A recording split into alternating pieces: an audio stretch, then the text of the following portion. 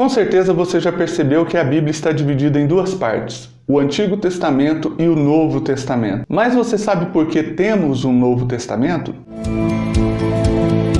A graça e a paz, pessoal, aqui é o pastor Wenderson, bem-vindo ao Teologia em Tela. E no vídeo de hoje vamos falar um pouco sobre a Bíblia. Sim, essa que é denominada a Palavra de Deus pelos cristãos e que traz a base para todas as suas regras de fé e prática. A Bíblia é composta num total de 66 livros, sendo que 27 destes livros compõem o Novo Testamento. E é claro que quando eu falo Novo Testamento, implica que havia um Antigo Testamento. E o Antigo Testamento é composto pelos outros 39 livros da Bíblia Sagrada. O Antigo Testamento começa em Gênesis e vai até Malaquias, enquanto que o Novo Testamento tem o seu start no livro de Mateus e vai culminar em Apocalipse. Com aproximadamente 40 autores diferentes distribuídos ao longo do tempo por meio da história, a Bíblia foi inspirada pelo próprio Espírito Santo de Deus para ser escrita, para ser redigida. Você que acompanha o canal já deve ter aprendido que ao homem é impossível conhecer a Deus por meio do seu próprio intelecto, das suas próprias forças. Na verdade,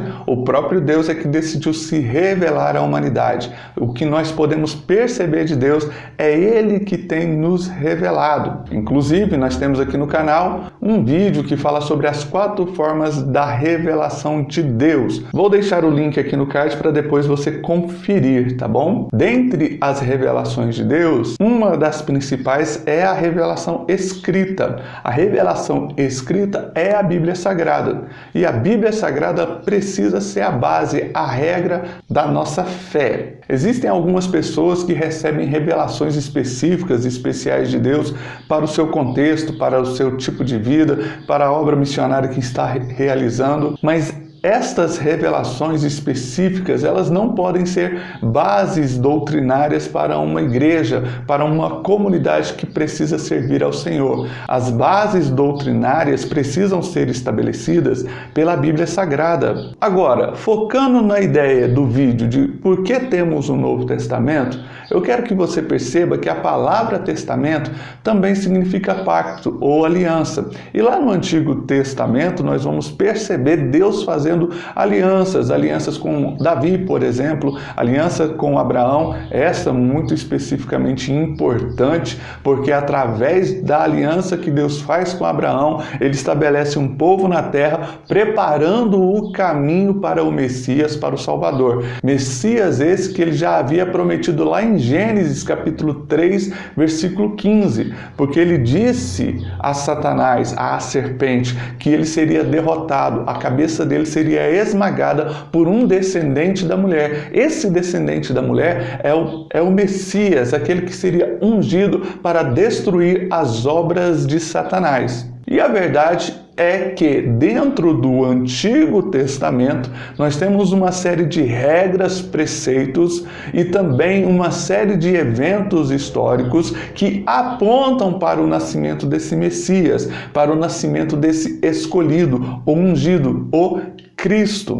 No Antigo Testamento, por exemplo, nós temos os sacrifícios dos animais, apontando para o Messias sendo crucificado, sacrificado em favor da humanidade para perdoar o pecado da humanidade. Deus sempre demonstrou amor e misericórdia para com a humanidade, arquitetando um plano para que ela pudesse ser salva. Plano esse, inclusive, que custou um alto preço. O preço de Jesus Cristo sendo crucificado na cruz para perdoar os nossos pecados. Então, o Antigo Testamento ele estabelece as normas, as regras e as leis para que o povo pudesse entender e perceber a vontade e os desígnios de Deus. Quando nós chegamos no Novo Testamento, uma nova aliança é estabelecida. No Antigo Testamento, a aliança que Deus fez com o seu povo foi estabelecida através do sangue de animais, sangue que foi derramado em sacrifício de animais para perdoar o pecado da humanidade, santificá-los, purificá-los e trazê-los à presença de Deus. Porém, esses sacrifícios de animais eram insuficientes para trazer o perdão necessário para todas as pessoas, indicando assim que estes sacrifícios eram apenas a sombra do que estava por vir no futuro do Antigo Testamento. Ora, nós chamamos de Antigo Testamento justamente porque ele vai se tornar obsoleto. Uma vez que o sacrifício perfeito foi oferecido em Cristo Jesus, nós não temos mais necessidade de observar os ritos sacrificiais do Antigo Testamento. E agora nós temos o sacrifício perfeito, que é o sacrifício de Jesus, que uma única vez derramado ao favor da humanidade é poderoso o suficiente para perdoar o pecado de todos nós. Talvez você possa imaginar que isso é meio injusto, já que todos pecam dentro das suas possibilidades. Porém, você deve lembrar que o pecado também entrou pela humanidade através de um só homem, através de Adão. Então, quando o pecado entrou na humanidade através de esse mesmo pecado contaminou toda a humanidade. Mas da mesma maneira, segundo Romanos capítulo 5, o pecado que entrou através de também recebe o perdão através de um só, a saber, Jesus Cristo, que é o último Adão. Jesus, ele trouxe o perdão para os nossos pecados. Ele trouxe o perdão para todos aqueles que nele crê. Agora perceba que o fato de Jesus ter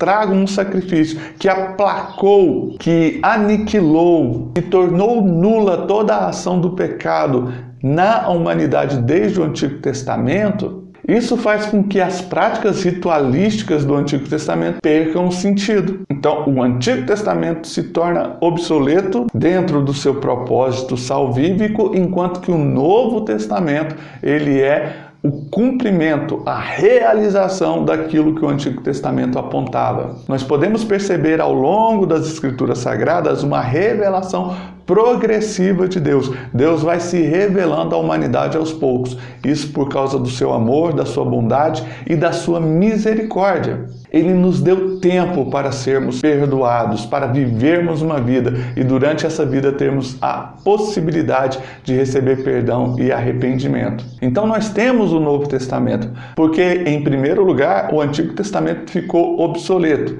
em especial com relação às suas práticas ritualísticas. Segundo, porque nós precisamos conhecer essa nova revelação, nós precisamos conhecer a Deus por meio da pessoa de Jesus Cristo, o Deus encarnado, que também está naquele vídeo que eu mencionei para vocês. As 4 formas que Deus se revela. O Novo Testamento ainda inclui outras nações afora Israel no plano salvífico de Deus. O povo de Israel, de certa maneira, haviam guardado os oráculos de Deus para si, como se a salvação pertencesse unicamente a eles. O povo de Israel, o povo judeu daquele período, acreditava ser a propriedade única e exclusiva de Deus. Aí vem o apóstolo Pedro no Novo Testamento, por exemplo, para poder nos ensinar que aqueles que estão em Cristo, eles se tornaram propriedades exclusivas de Deus. Ele diz que aqueles que não eram povo algum, os gentios, as pessoas que não pertenciam a esse segmento de amar e de serem amados por Deus, mas agora eles foram salvos por meio do sangue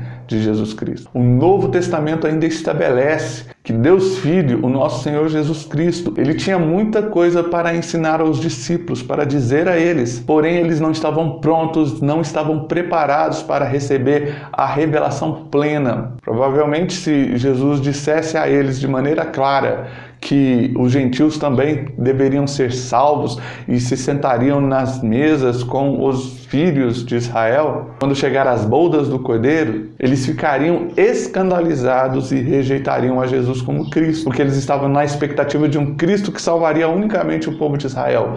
Mas Jesus veio para salvar a humanidade dos seus pecados, e o Novo Testamento vai nos esclarecer isso. O Antigo Testamento acabou ficando restrito ao povo de Israel, e o Novo Testamento alcançou a todas as pessoas do mundo. Quando você lê o Evangelho de Marcos, por exemplo, você percebe claramente que o evangelista Marcos tem a ideia no coração de alcançar todas as pessoas que ele conseguir alcançar, gregos, romanos e até mesmo o próprio povo judeu. E o Novo Testamento tem um propósito bem específico de deixar documentado, escrito a história do nosso Senhor Jesus, o propósito salvífico que houve na sua vida enquanto ele esteve aqui na terra e depois da sua morte e ressurreição, ele até os dias de hoje exerce o seu poder para a salvação de todos nós. Hoje é apenas necessário a fé. Basta crer para que você consiga acessar o poder salvífico do Senhor